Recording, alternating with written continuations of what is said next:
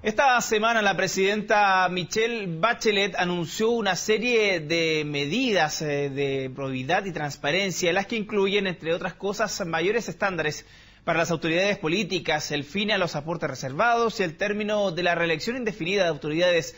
Queremos conversar más sobre este tema y para eso nos acompaña en CNN Chile el sociólogo y fundador de Electoral.cl, Axel Callis. Don Axel, muchas gracias por estar con CNN Chile. Hola, buenos días. Bien, partamos hablando, hay muchos temas de los cuales hablar, pero partamos hablando sobre, a su juicio, este anuncio de parte de la mandataria, ¿tuvo una tónica de centralismo a su juicio? Más que centralismo, yo creo que es tratar de retomar por parte del gobierno la agenda política. Tiene, yo diría que un motor de dos tiempos, uno que tiene que ver con la coyuntura y otro que tiene que ver con el futuro. El de la coyuntura tiene que ver con la relación entre el dinero y la política, y el del futuro tiene que ver con la nueva constitución, que está expuesta en el programa de gobierno. En ese sentido, el tema de la educación cívica fue lo más celebrado, al menos en las redes sociales. En ese sentido, desde 1998, de que no se daba la educación cívica en parte de los colegios, en las universidades. A su juicio, ¿qué le parece? ¿Es algo correcto? ¿Por qué estuvo tanto tiempo alejado de la gente? A ver, yo creo que la educación cívica es parte de los mitos de Chile de cómo se arregla la política. Yo diría que la gente o muchos académicos o las personas que están fuera de la política, cuando hablan de política, ponen a la educación cívica como una especie de panacea, de remedio que va a transformar a todos los chilenos en seres absolutamente democráticos. Yo creo que eso está sobrevalorado. ¿Ya? Yo diría que lo que se necesita más que educación cívica es experiencia democrática, que son dos cosas distintas. En ese sentido, ¿se refiere a que la gente participe más en elecciones? O sea, no se puede tener educación cívica y enseñar qué es lo que son las instituciones, los poderes del Estado, los sistemas electorales, si las personas no están viviendo dentro de sus cursos, dentro de sus colegios, dentro de sus escuelas, experiencias democráticas. Las experiencias democráticas parten en la casa, desde qué es lo que se come, quién va al supermercado, es decir, la electividad, el poder transferir poder a otra persona, el acatar, el participar en las decisiones y el argumentar, eso parte en la familia y se extiende en el colegio. Y eso tiene que ver con una experiencia democrática, una experiencia donde el que yo participe y pueda opinar y también votar, tener derechos y deberes, aunque sean cosas muy pequeñas de la vida cotidiana, eso me da dando una experiencia que tiene que ver después con el país. Entonces no hay que confundir contenidos cívicos con experiencia democrática o experiencia de ciudadanía. O sea, hay una opción de que se pueda utilizar como un ramo en los colegios. Exactamente. ¿Pero sería un aporte o faltaría otras cosas más para...? O sea, a ver, yo creo que ya está dentro de los programas de todos los colegios enseñar educación cívica. Lo que pasa es que esa educación cívica no está acompañada de medidas que fortalezcan la democracia. De hecho, hay colegios donde los centros de alumnos todavía son designados y en otros no hay. Entonces, lo público, el participar, es la que trae, yo diría que la resonancia democrática a nivel de participar y estar dentro de lo que es el escrutinio de la opinión pública hacia el sistema político. Sobre ese mismo tema, relacionado a los cargos políticos, se habla de la reelección. No se permitirá mayor reelección dos veces, no más de dos veces por los diputados, no más de una vez en los parlamentarios de senadores. En ese sentido, ¿qué le parece esa opción? ¿Es justa? Hay parlamentarios que estaban desde 1990 en el cargo público. ¿Qué le parece eso? No, hay unos que ya han envejecido en el Parlamento, ya son como esos alumnos de tercero medio que repiten y se saben todo de memoria. O sea, yo creo que a mí me gusta el término de la reelección. O sea, yo creo que algo que para la cultura chilena no es sano.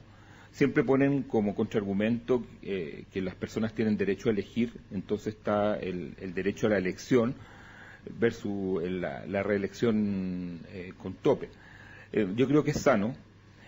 Yo no lo haría tan radical, porque no es bueno desperdiciar talentos que se tienen en el Parlamento, sino que yo abriría otras opciones, por ejemplo, que 2 periodos, pero tenga el parlamentario la posibilidad de cambiar de distrito o de circunscripción. Yo creo que esa posibilidad rompe lo que se quiere establecer con esta medida, que es romper o terminar con el clientelismo que existe, que se empieza a incubar y que al final es una inercia que permite la reelección del candidato eternamente. ¿Te das cuenta? O sea, lo que tenemos es que se van construyendo una serie de redes entre el político, su staff y las comunas, los centros sociales o la comunidad en general, que al final opera como una máquina que tiene una inercia que le permita al parlamentario reelegirse indefinidamente. Entonces, para cortar con eso, ese clientelismo crónico, se le puede dar la oportunidad de trasladarse, y si la persona tiene una relevancia nacional y un dirigente que tenga un nombre, las personas no van a tener duda en reelegirlo por otra parte.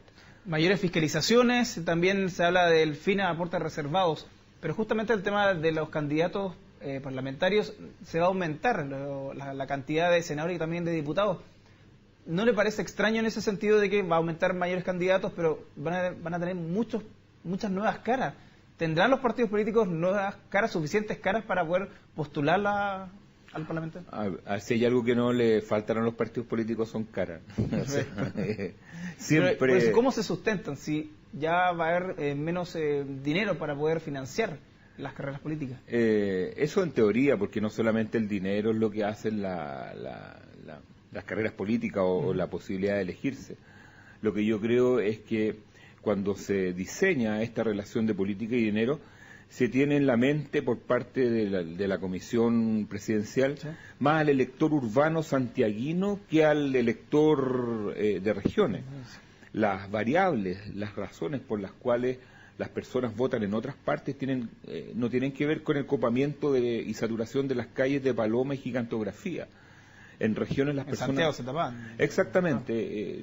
No sé, siempre yo creo que los que están en la comisión pensan en la Plaza Atenas como un lunar de saturación o la Plaza Italia, pero yo creo que los electores son mucho más diversos. En el mundo rural, en el mundo de las regiones, las personas se conocen mucho más cara a cara, las familias se conocen y son otras las variables por las cuales se eligen.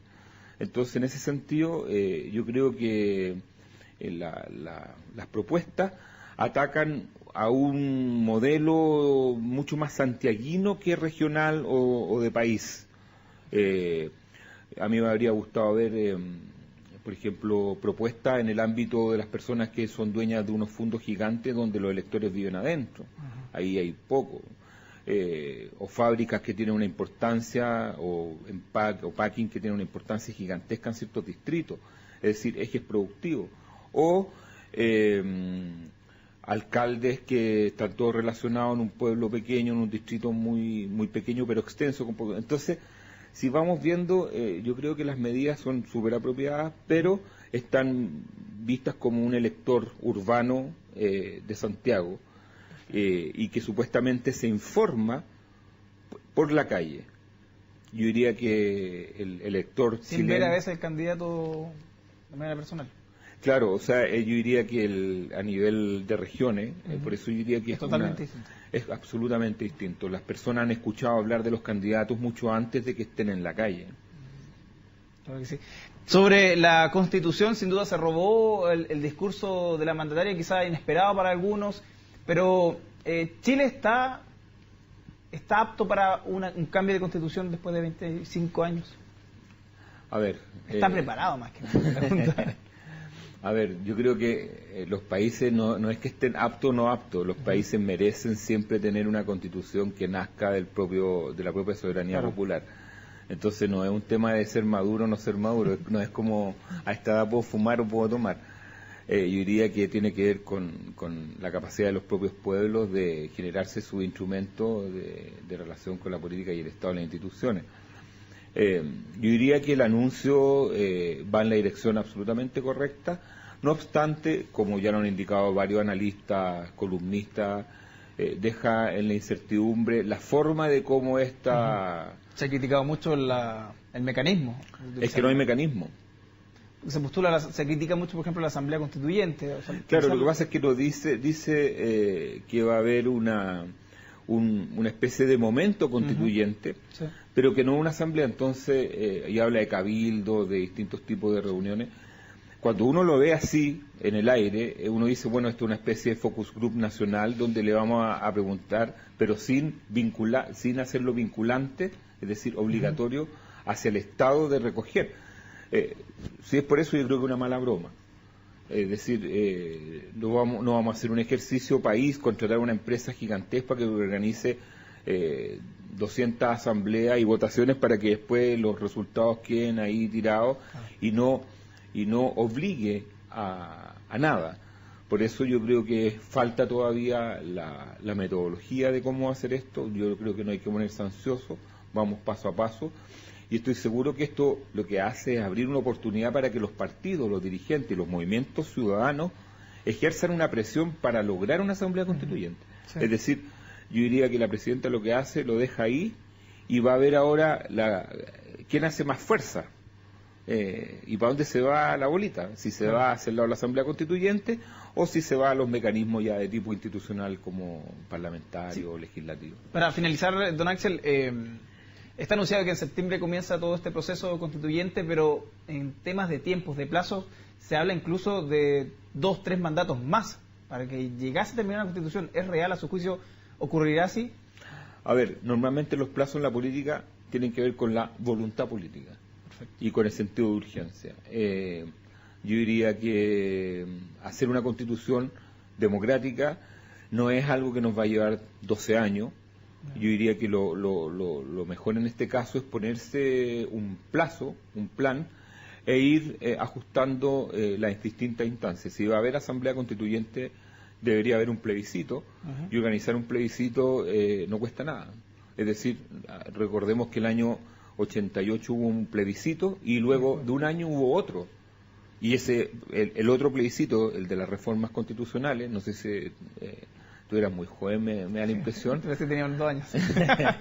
El 89 es un plebiscito que se organizó en 4 meses, es decir, no estamos hablando y con tecnología mucho más retrasada o mucho más añeja que la que existe ahora, y con menos institucionalidad.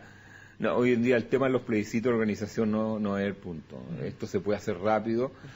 Para eso el CERVEL y la institucionalidad cuenta con los recursos y la información necesaria. Si por el lado logístico no hay ningún problema. El tema son los contenidos y las formas que va a adquirir este plebiscito para saber si vamos a tener asamblea constituyente como entrada, como salida en el punto del medio.